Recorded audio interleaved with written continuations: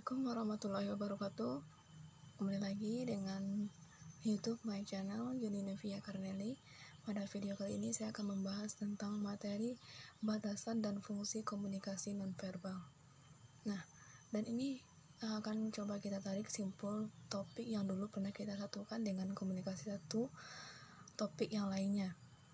Sempat kita membahas tentang komunikasi verbal dan komunikasi nonverbal. Dan nonverbal kita coba telaah sebagian saja. Untuk topik ini benar-benar kita kaji lebih jauh tentang secara umum bagaimana komunikasi nonverbal itu dan sebuah permainan komunikasi organisasi. Jadi pada hari ini kita akan membahas bagaimana batasan dan definisi, bagaimana kemudian kita menganalisis perbedaan antara komunikasi verbal dan komunikasi nonverbal tersebut. Sehingga pada akhirnya kita dapat menjelaskan berbagai jenis fungsi yang kita anggap termasuk ke dalam kategori komunikasi nonverbal. Karena ingat, kadang apa yang kita rasakan bahwa nonverbal itu terlalu melekat ke dalam kategori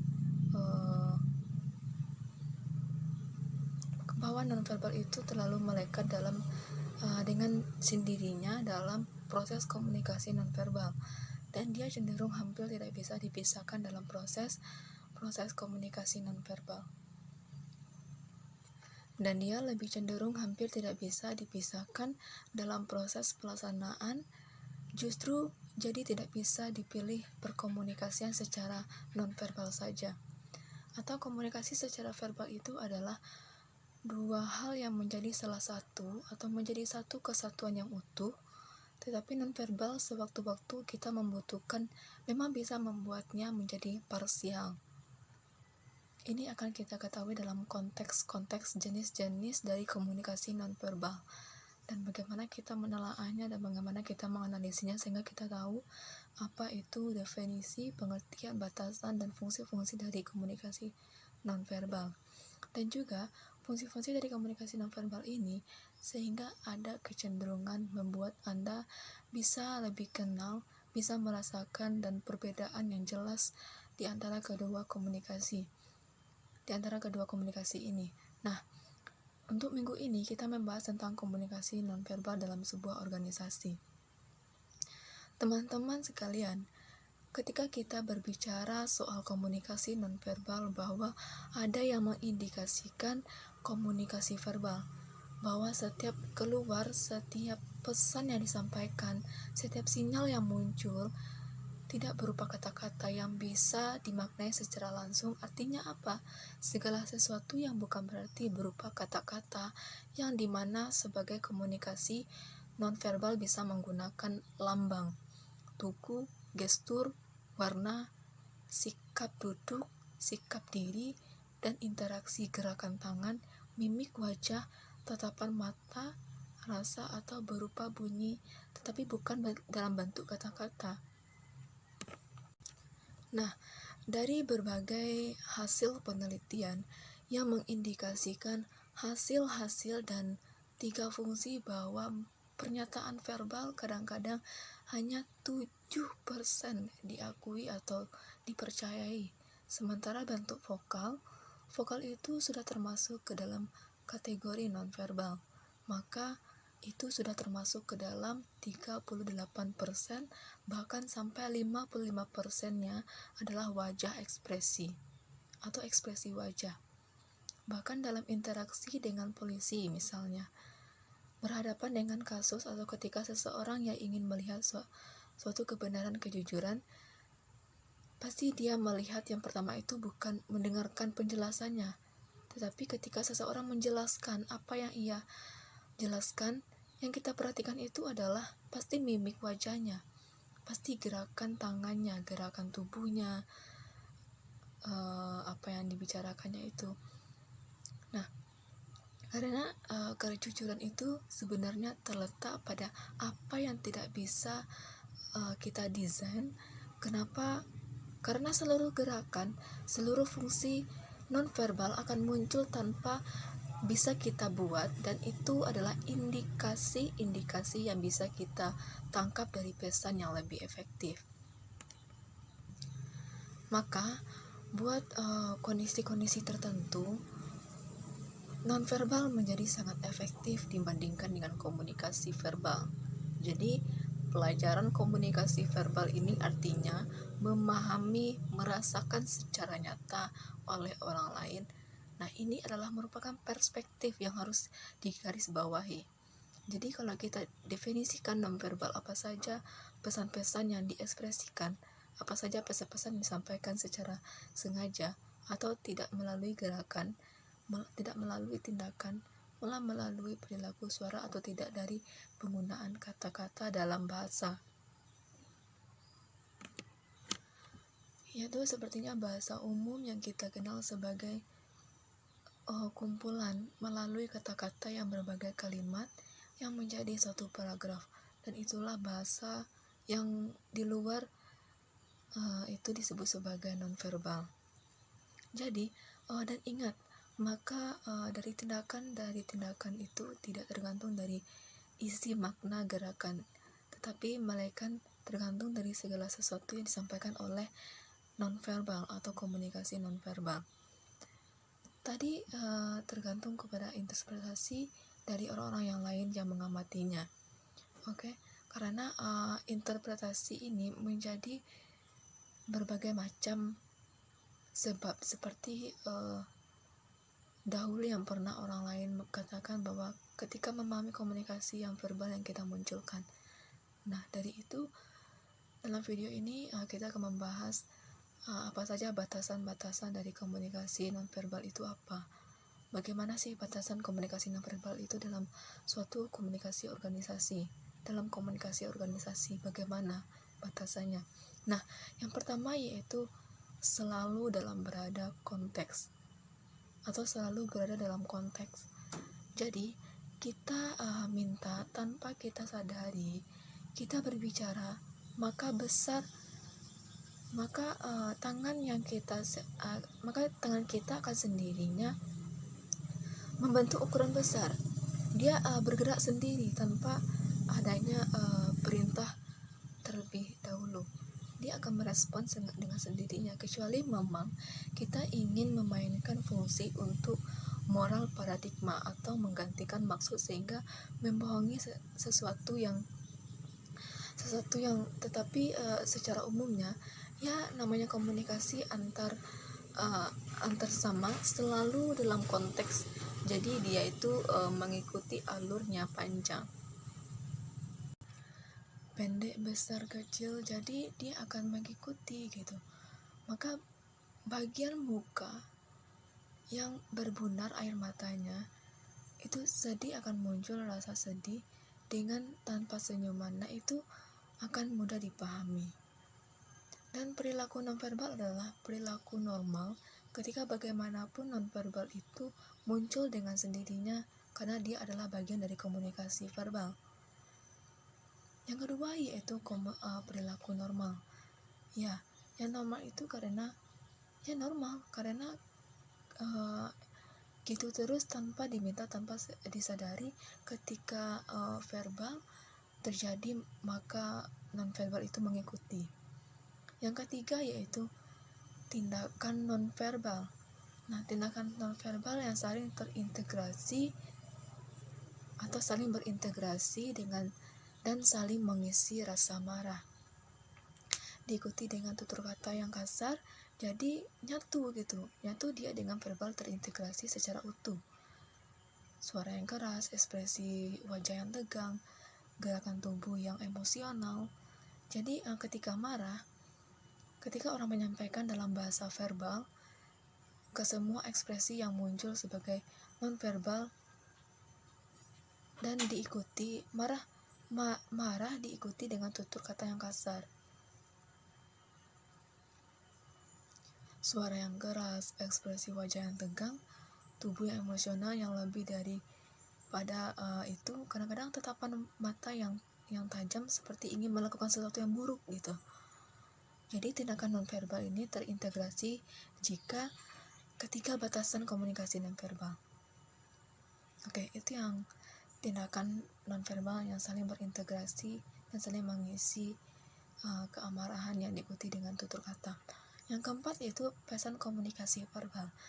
Pesan komunikasi verbal itu bermakna rangkap. Nah, ini jadi ada banyak makna yang dimunculkan, nanti akan dibahas dari fungsi-fungsi komunikasi nonverbal. Tapi dengan jelas adalah pesan yang disampaikan dalam komunikasi nonverbal ini bermakna rangkap. Yang kelima yaitu perilaku nonverbal yang selalu dikomunikasikan. Artinya apa dia tuh terima interpretasikan, biasanya itu diberikan umpan balik. Yang keenam yaitu komunikasi verbal. Komunikasi verbal ini adalah berada dalam suatu aturan, yaitu tergantung pada nilai norma masyarakat. Nah, itu yang keenam. Yang ketujuh yaitu komunikasi nonverbal sangat menentukan, pasti karena alat ukur sebenarnya. Kebenaran itu ada di nonverbal itu sebenarnya. Oke teman-teman, lanjut yang kedelapan yaitu perilaku nonverbal sangat percaya. Kenapa demikian? Karena sangat percaya dan bisa dipercaya. Karena dua alasan, pesan verbal lebih dimanipulasi, dan perilaku nonverbal seringkali muncul secara tidak sengaja, ya, sehingga lebih mudah untuk ditangkap mempercayai maknanya oleh komunikan atau lawan bicara atau oleh orang lain. Karena perlu kita ketahui, komunikasi verbal ini dibentuk dalam suatu bahasa, sedangkan komunikasi verbal ini adalah dibentuk tidak melalui kata-kata atau kalimat. Dia lebih cenderung dengan gerakan kita, gerakan gestur tubuh, mimik wajah, ekspresi wajah, gerakan isyarat. Nah, teman-teman mahasiswa, kita lihat sekarang jenis-jenis komunikasi nonverbal. Apa saja yang termasuk ke dalam jenis-jenis komunikasi verbal ini? Nah, secara umum saja kita coba analisis, ada 5 jenis komunikasi nonverbal. Yang pertama yaitu ada bentuk komunikasi tubuh. Yang kedua ada komunikasi ruang.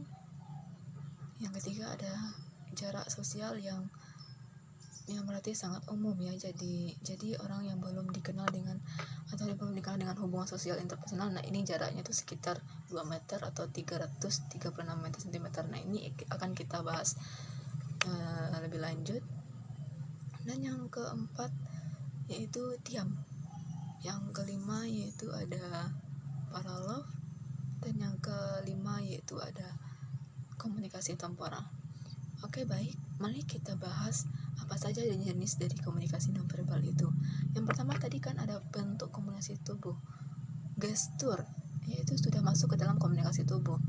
Nah, komunikasi wajah atau ekspresi wajah seperti merasa senang, tidak senang, tertawa, bahagia, senyum, cemburu, dan lain sebagainya, itu termasuk ke dalam komunikasi wajah yang rasanya dominan, membentuk dengan postur tubuh yang santai, gaya yang kasar. Dan komunikasi wajah itu sebagai efektivitas psikis, mental atau kecepatan rendah tingginya suara.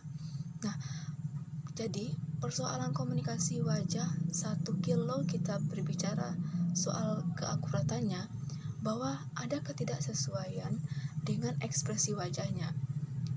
Kebahagiaan kadang-kadang memiliki tidak lebih dari 50%.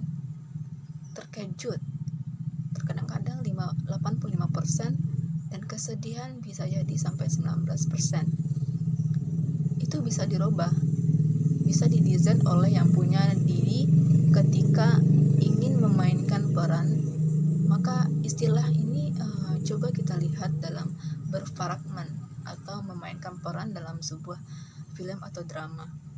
Itu bisa didesain sedemikian rupa. Jadi kadang-kadang yang nonverbal ini meskipun pada prinsipnya bisa dibuat, tapi untuk kondisi tertentu dia bisa didesain dengan sangat baik.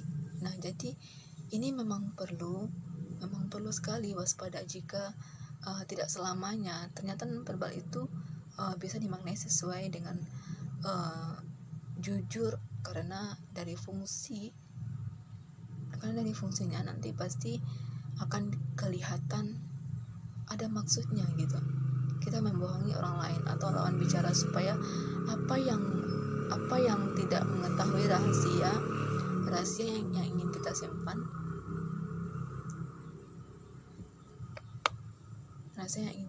ya. Nah, yang selanjutnya yaitu soal pengaruh konteks. Nah, soal pengaruh konteks ini selalu dalam keadaan atau situasi yang memberikan pengaruh pada komunikasi wajah itu sendiri. Yang selanjutnya yaitu ada universal atau relatif. Dan yang terakhir yaitu ekspresi sesaat. Nah, ekspresi sesaat ini maksudnya adalah tersembunyi atau kadang-kadang, atau ekspresinya tergantung kepada tingkat ekspresi seseorang. Misalnya, kalau dia sadar, bisa saja ekspresinya itu diikuti. Kadang-kadang kalau tidak sadar itu bisa berubah. Jadi namanya komunikasi lagi-lagi bisa didesain, bisa dimanipulasi, sehingga persoalan kejujuran tidak bisa jadi jaminan 100% di sisi nonverbal. Kondisi yang besar diterjemahkan secara negatif, bahkan termasuk ke dalam komunikasi verbal jika dibandingkan dengan manipulatif. Nah,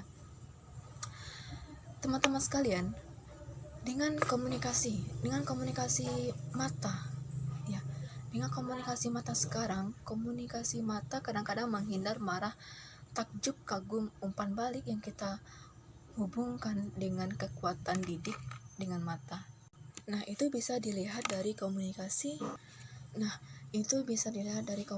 mata. Jadi mata itu adalah cakrawala dunia, jendela dunia. Semua bisa dirasakan dan bisa dipastikan lewat mata. Jadi memang mata itu berkomunikasi sebagai untuk menghindari sesuatu. Itu bisa dilihat sebagaimana pergerakan mata dan tatapan mata yang ingin menghindari perspektif orang lain berdasarkan sesuatu yang lagi ingin kita simpan gitu. Kemarahan, kesedihan, itu bisa dilakukan dengan mata. Kekaguman, umpan balik, kedekatan emosional, semua itu melalui komunikasi mata. Dan yang terakhir adalah bahasa sentuhan. Ini mungkin dari ungkapan seksual, dengan hubungan suami istri misalnya. Bukan dalam bentuk kata-kata, tetapi melainkan dengan imajinasi yang berbeda-beda. Sehingga jadi komunikasi yang di antara kedua pasangan ini menghibur, memberikan dukungan, termasuk kekuasaan atau dominasi. Di saat itu sebenarnya bisa diwujudkan dengan sentuhan, sebagaimana termasuk kekuasaan atau sebenarnya diwujudkan dengan sentuhan. Bagaimana seorang dosen, seorang guru memberikan sentuhan kepada anak dalam rangka menguasai atau mendominasi, bagaimana seorang ayah memeluk, merangkul anak yang dimana dalam bentuk menguasai, ingin mendominasi. Atau justru menghibur, makna-makna itu tertangkap dalam komunikasi nonverbal yang kita sebut dalam bahasa sentuhan. Nah, yang kedua yaitu komunikasi ruang. Ini juga termasuk ke dalam komunikasi nonverbal yang berarti kaitannya dengan jarak tutorial. Jarak yang barangkali bisa kita lihat sebagai seperti ruang belajar kamar, tempat duduk di sekolah atau di kampus, dan tidak boleh disentuh orang lainnya. Estetika atau warna menciptakan ruang agar punya tuh dan juga keindahannya. Jadi yang termasuk ke dalam kategori dalam ruang ini adalah jarak. Yang kedua yaitu teritorial, seperti ruang belajar, juga estetika atau warna. Perlu dipahami, maksud dari komunikasi ruang ini adalah salah satu bentuk dari komunikasi nonverbal. Jadi komunikasi verbal, ruang yang dimaknai dalam 3 bentuk komunikasi, yaitu ada jarak, ada teritorial, estetika atau warna. Nah, yang pertama itu ada jarak intim. Kita bahasnya itu jarak intim. Jarak intim ini kalau kita bicara soal intim, ini terbagi ke dalam 4 bagian. Jarak intim karena meningkatkan hubungan psikologis atau sudah dalam bentuk fase sentuhan. Misalnya ya, kedekatan emosional antara seseorang ayah dan anak, seorang ibu dan anak, dan orang tua antara itu dengan anak itu jaraknya intim sekali antara pasangannya dengan pasangan. Jadi kalau memang dihitung secara kalkulasi referral itu sekitar 45% senti, karena hubungan dari emosional itu sangat dekat. Jadi hubungan ketika ia berbicara itu dekat sekali ya kalau untuk jarak intim ini. Yang kedua itu jarak personal. Jarak personal pada batas umumnya, batas pribadi, seseorang tidak bisa disentuh oleh orang lain. Jaraknya itu sekitar 75% sampai 1 meter. Itu jarak personalnya, sehingga kita bisa ngerasa ketika orang yang tidak mempunyai notabilitas hanya sekedar say hey, say hello, atau orang yang baru kenal atau secara umum teman tapi tidak mesra gitu. Jadi kalau kita berbicara soal jarak ini, biasanya mengindikasikan kita bisa menyimpulkan arti orang yang berkomunikasi, berarti orang itu menyampaikan nonverbal bahwa mereka mempunyai kedekatan emosional yang berbeda. Jadi kalau kita ngelihat jarak segitu, bisa kita simpulkan, oh ini pasti orangnya sangat dekat ini, oh ini pasti teman dekatnya ini, oh ini pasti pacarnya ini pasti teman mesranya ini. Jadi kita berbicara, oh mungkin ini ayahnya, ini bukan, oh mungkin ini ayahnya, atau mungkin ini ibunya, atau ini anaknya, banyaklah. Jadi karena apa? Ada sesuatu yang mengekspresikan kepada orang lain. Jadi jarak intim ini namanya jarak fase sentuhan sekitar 45 cm. Jadi kalau ketika berbicara dekat sekali, bisa melakukan sentuhan yang biasanya hubungan emosional sangat dekat. Yang kedua, jarak personal secara umum manusia pribadi, di mana ketika berbicara itu komunikasi tidak bisa ditentu oleh orang lain. Jarak hanya bisa sampai 70 cm atau 1 meter.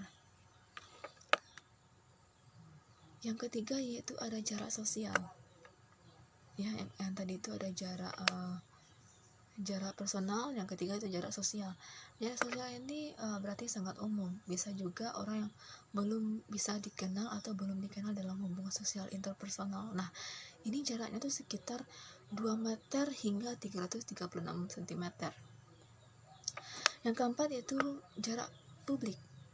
Ya, satu dengan banyaknya orang yang sangat mustahil melakukan sentuhan, itu pasti hubungannya sangat jauh, tidak saling kena, tidak saling tahu satu sama lain, tidak saling kenal ya, maksudnya tidak saling tahu satu sama lain, apalagi memang dihadapi dengan banyak orang, bisa sampai meteran gitu loh, bisa sampai meteran ya. Kalau kita tuh baru berkenal itu mungkin kita jauh-jauhan dengan orang itu, karena kita baru kenal ya, nggak mungkin kita disebut sebagai SKSD dengan orang itu.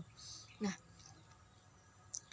jadi inilah kekuatan yang mengindikasikan bahwa hubungan jarak mengindikasikan sebuah kesehatan emosional yang muncul ke dalam perspektif komunikasi kepada orang lain.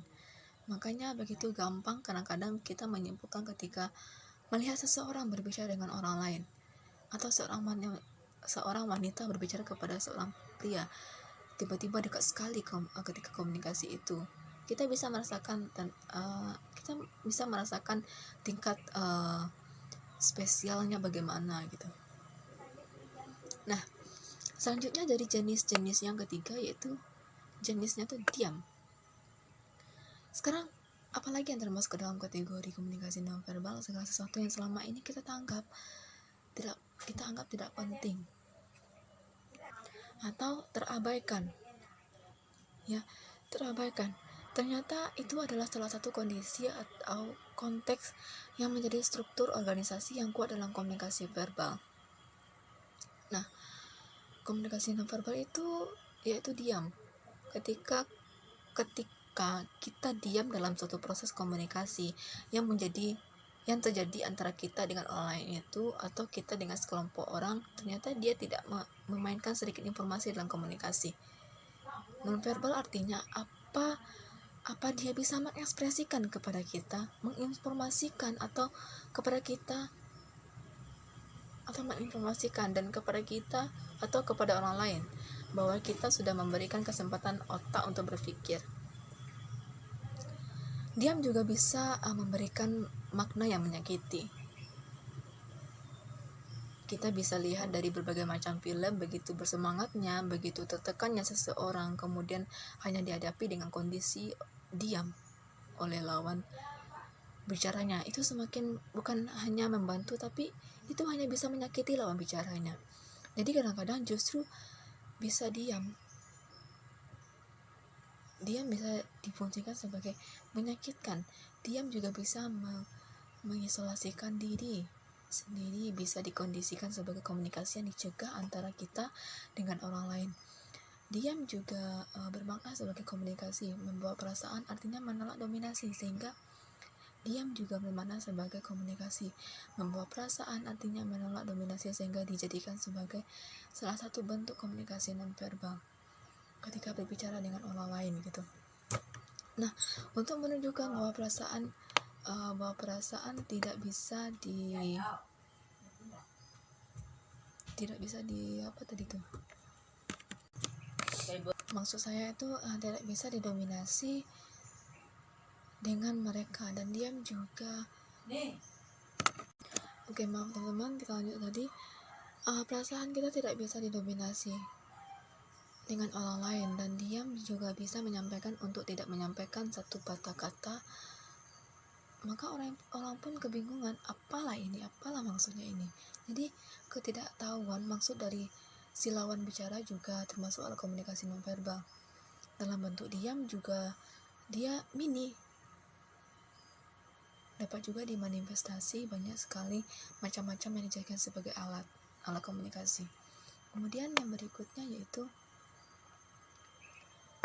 kita bahas termasuk ke dalam kategori adalah paralanguage atau kecepatan berbicara, termasuk ke dalam volume, ritme, resonansi, apalagi dalam bentuk vokal seperti tertawa, cipika-cipiki.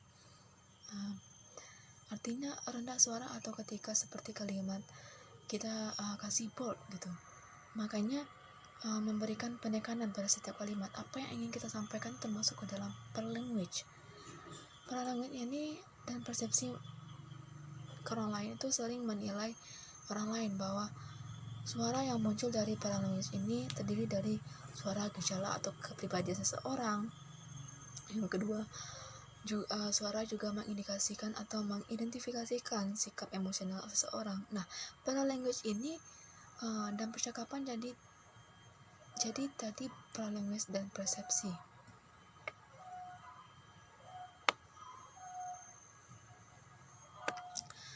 Dan yang kedua adalah paralanguage dengan percakapan, sehingga bisa di mana minimnya suara dalam percakapan dapat menjaga sekaligus dapat mengubah peran pembicara, percakapan si pembicara, dan itu termasuk ke dalam kategori komunikasi nonverbal. Jadi sampai ini kita saling memahami bahwa banyak sekali bagian hal yang termasuk ke dalam kategori nonverbal. Maka cenderung banyak kategori nonverbal dibandingkan dengan verbal, sehingga bisa disimpulkan bahwa belajar atau ritme yang dipelajari muncul ke dalam komunikasi nonverbal yang memberikan kekuatan bagi seseorang public speaker. Nah, yang kelima yaitu yang keempat yaitu komunikasi temporal. Komunikasi temporal ini sama dengan waktu. Ada kategori nonverbal ini diistilah sebagai bahasa komunikasi lainnya, temporal atau waktu, yang penggunaan waktu komunikasi temporal atau penggunaan waktu ini ternyata ada bagian dari komunikasi. Ada bagian komunikasi nonverbal karena dia bisa mengekspresikan dan menentukan komunikasi tertentu. Yang pertama, menunjukkan status seseorang yang tidak pernah jika berhubungan dengan orang lain, maka dianggap lebih berkuasa gitu. Karena menunjukkan status pada kepenguasaan, jadi tidak menunjukkan telat atau justru sebaliknya terkaya dengan waktu dia suka-suka karena dia ingin memegangkan kendali, karena dia bosnya gitu, dia yang berkuasa di situ. Jadi kalau dia telat itu biasa saja, karena dia yang memegang kendali, karena dia yang berkuasa di sana. Oke, yang kedua adalah waktu. Yang kedua adalah waktu dan kesesuaian, karena komunikasi menentukan jam komunikasi. Jadi jam atau templar ini termasuk ke dalam kategori komunikasi nonverbal.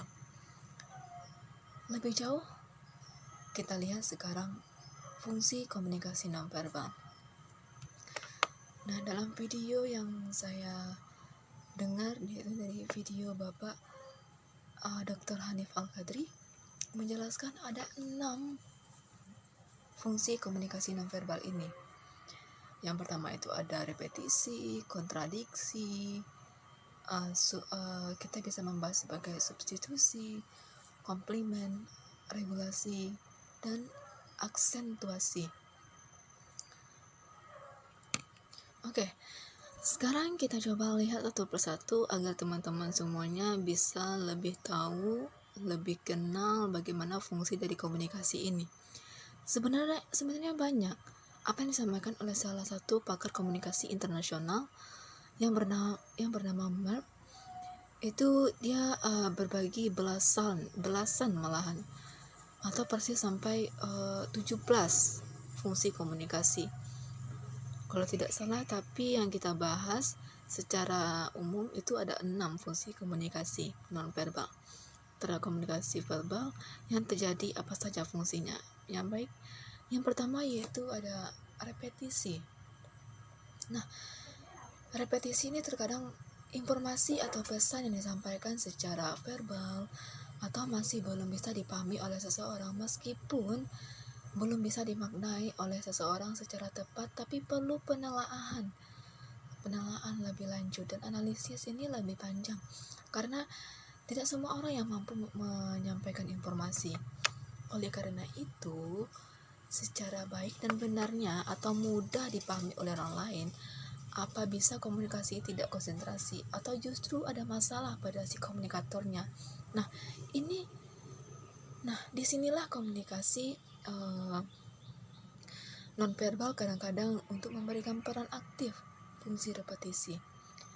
Jadi fungsi komunikasi nonverbal ini lebih berfungsi sebagai fungsi repetisi, di mana bisa mengulangi komunikasi. Seandainya si komunikan tadi tidak paham apa yang disampaikan oleh si komunikator, maka diulang kembali apa itu informasi yang disampaikannya. Nah, itulah komunikasi nonverbal itu termasuk ke dalam fungsi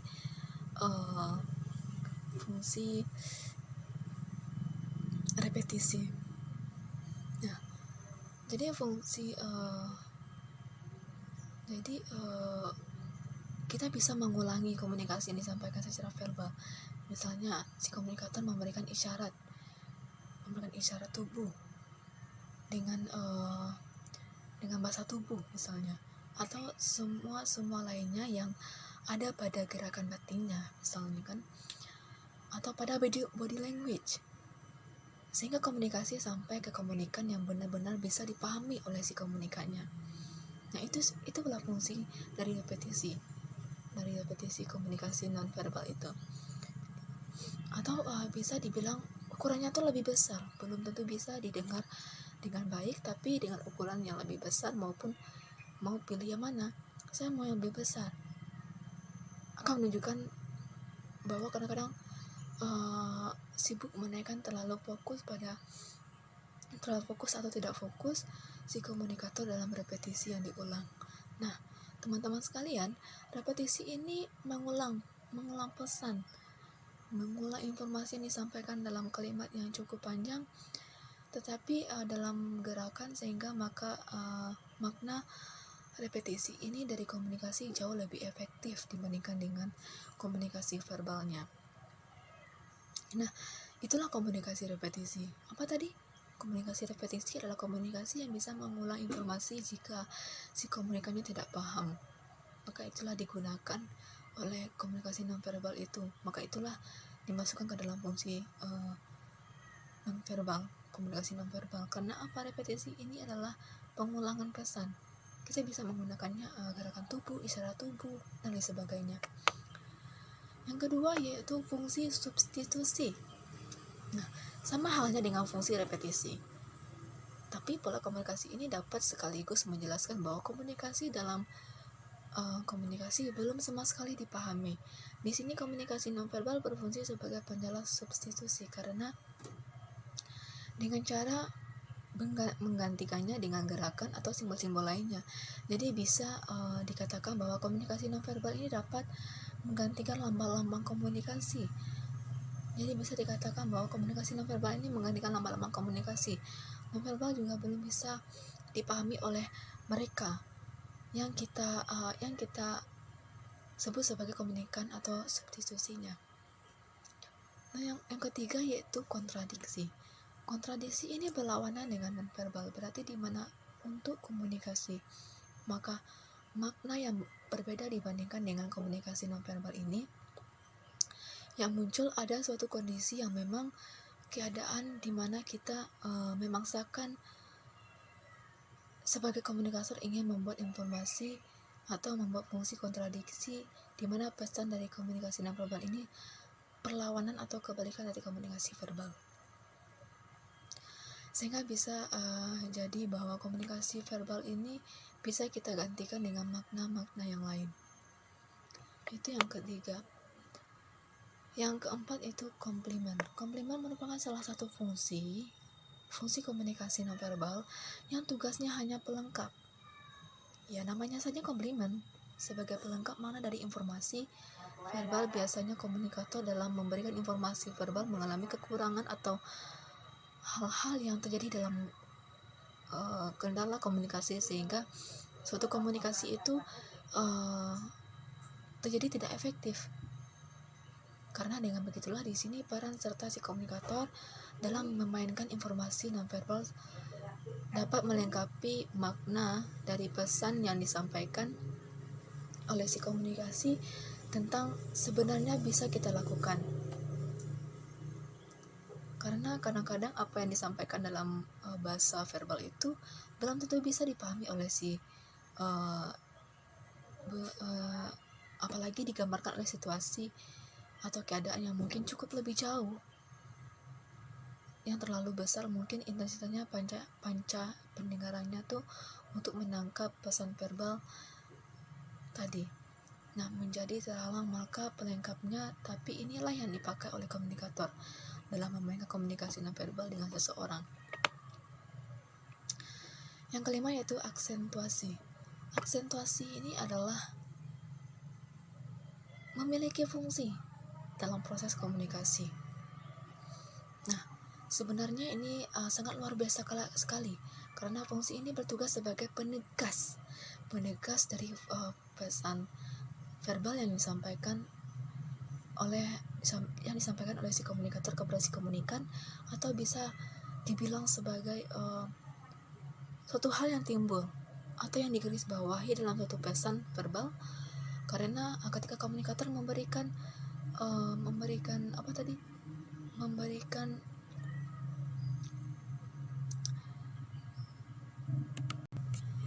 pesan, biasanya kurang bisa menegaskan titik utama dari pesan itu sendiri, sehingga menimbulkan komunikasi nonverbal untuk menegaskan apa yang menjadi titik utama. Mending tersebut jadi gerakan yang diberikan, atau ini yang namanya penting gitu. Dan pergerakan ini yang menjadi penyempurnaan dari penegasan dari makna pesan verbal yang kita sampaikan kepada lawan bicara kita tadi. Nah, yang keenam yaitu regulasi atau perilaku verbal. Bahwa regulasi atau perilaku verbal ini menyatakan bahwa komunikasi nonverbal dapat melibatkan tubuh, dapat melibatkan isyarat yang bisa meregulasi perilaku atau pesan verbal yang tidak tersampaikan. Contohnya gini, Anda adalah seorang panitia pidato. Ada peserta yang terus berbicara sehingga melewati batas, maka Anda bisa menghentikannya cukup menggunakan 5 jari, yang artinya yaitu live, minute, atau stop, atau berhenti. Nah, itulah kenapa bahwa fungsi komunikasi ini memiliki fungsi regulasi atau aturan perilaku verbal apa yang kita bicarakan kepada peserta waktu waktu Anda habis gitu, sudah habis. Sehingga etika moral meruntuhkan pesan komunikasi mereka sebagai peserta, dan etika moral mereka juga tidak punya hak sebenarnya untuk konsentrasi kepada orang lain atau merasa puas suasananya. Maka cukup kita ambil 5 jari saja sehingga yang lain terganggu gitu, yang dia tahu dan memperoleh kondisinya, intensitasnya, dan selesai. Nah, itu dari 6 dari sekian ke 11 fungsi dari komunikasi nonverbal. Jadi untuk lebih bisa memahami dari fungsi-fungsi komunikasi nonverbal ini, teman-teman lain bisa belajar, karena berbagai materi dari komunikasi ini sangat luar biasa sekali banyaknya pemahaman yang bisa kita ambil dari kesimpulannya. Mudah-mudahan teman-teman semuanya bisa memahami apa yang saya sampaikan, dan bisa mempelajari dan bisa menganalisis. Kalau seandainya tidak jelas apa yang saya sampaikan, bisa men-searching apakah benar sih yang disampaikan oleh Yuni ini atau tidak gitu. Mudah-mudahan teman-teman semuanya bisa memahami apa yang saya sampaikan. Baiklah, sekian video dari saya. Jika ada kesalahan dalam penyampaian materi, jika ada yang tidak tepat kata-kata saya mohon maaf. Saya akhiri. Wassalamualaikum warahmatullahi wabarakatuh.